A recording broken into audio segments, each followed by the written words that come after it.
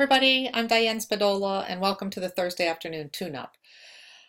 This is episode number 31 and this video series is brought to you by Accelerate Your Success, the business booster program for entertainers. Jump on over to Facebook where we have a really fun group that shares marketing resources, is held accountable for their wish list of things to do, free marketing support, documents, downloads, all kinds of stuff. It's by the same name and you can find it under facebook.com/groups. Accelerate your success. Think of this video series as your information and inspirational pit stop before the race, which is your busy weekend. Last week we talked about scope creep, which is when the event actually gets way bigger than what you contracted for. You know, little services, little adjustments get inserted, things that you might normally charge for, but yet since it's under a blanket contract, it's very difficult and you need to renegotiate. This time we're going to talk about something that's a related topic. It's called the infinite inquiry. It starts with something like an initial call or email, somebody interested in your services, they give you a date, they would like a formal quote. You respond with a few questions for clarification, such as how many kids are going to be there, where the party is located, what age are we talking about, any other services that you're interested in, any other entertainers that you'll be working with, and that way you can give a more accurate quote. And then the questions start. They provide you with that information, and you might provide a formal quote, but questions ensue and usually take place over a course of multiple days, sometimes by email, sometimes by phone. And it's things having to do with, what about allergies? What about the kids that have never been painted before? Are you sending one artist or two? How does this exactly work when you come to the party? What about boys? What about painting on the hand? What kind of choices do the kids have? What kind of makeup do you use? Okay, at the end of all those answers, the person is satisfied and said, okay, let's do it. Once again, you send out the contract, and yet a deposit doesn't come, and neither does the approval on the contract. But instead, you get a few more phone calls or a few more emails.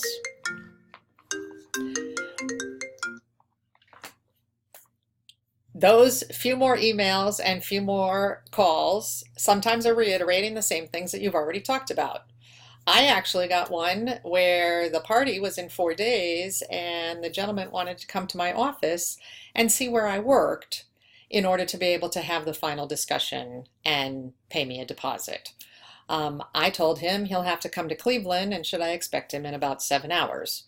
But that was just an unusual situation. There are a lot of concerns about sending another artist to the party. And those questions need to be answered honestly and upfront.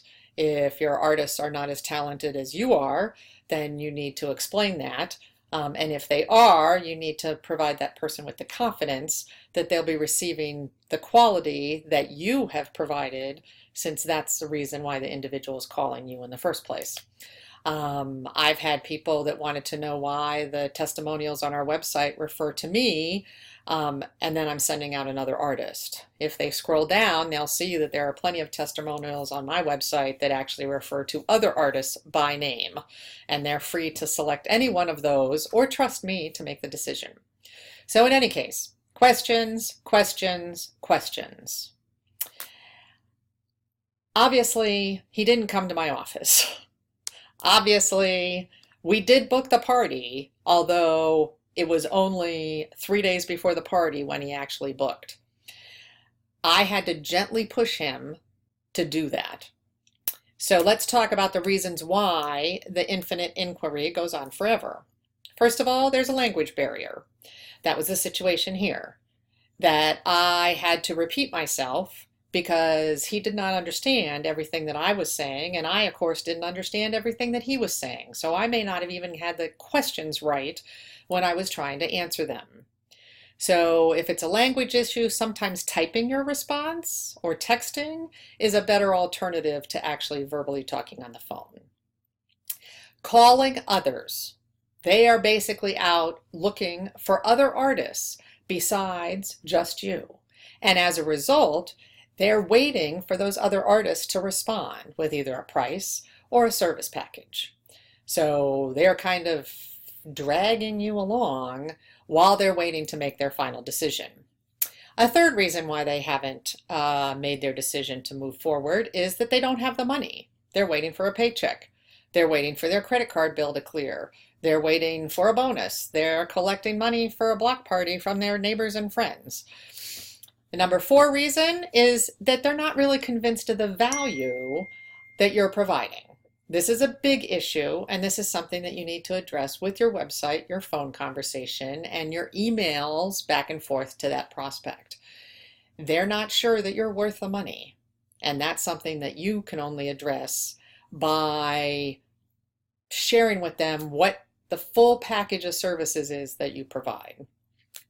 And number 5, and probably the easiest one to resolve, is that they're waiting for their RSVPs so that they can get an accurate count so that they're not getting too much party for a small number of kids, and they're not getting not enough party for a larger number of kids. So if they have their RSVPs somewhat accurate, and depending on how you charge, sometimes you can just get them to go ahead based on a pre-count and then revise that a few days before the event.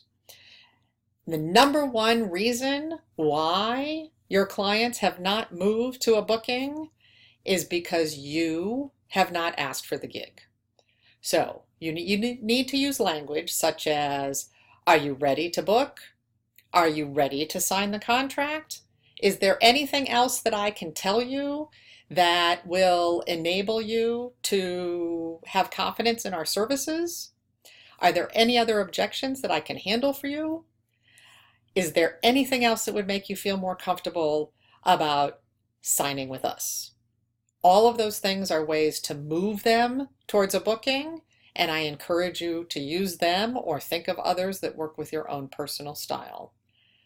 Good luck with your booking, and may you never have the infinite inquiry. See you next week.